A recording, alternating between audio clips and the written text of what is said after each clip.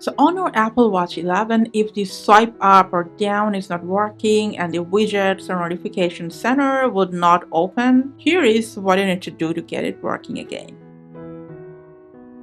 Now this can happen if you're using any third-party screen protector on your watch. If that's so, just take it off and then see if your problem is solved. Another reason is dust or debris or sweat over the watch face. So just make sure your watch screen is clean enough. And if you want, you can wipe clean it with a dry piece of cloth. Now there is a couple of workarounds that you can do when the manual swipe up or down is not working. Like you can rotate the crown clockwise to open the widgets, anti-clockwise to open notification section. Also, when you're wearing the watch, you can double tap or double pinch to open the widgets if you want.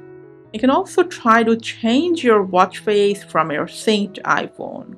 Now we assume the screen is not working, so what you can do is another trick is try to change your watch face from your synced iPhone's watch app. Because you know what, sometimes changing the watch face solves this types of problem.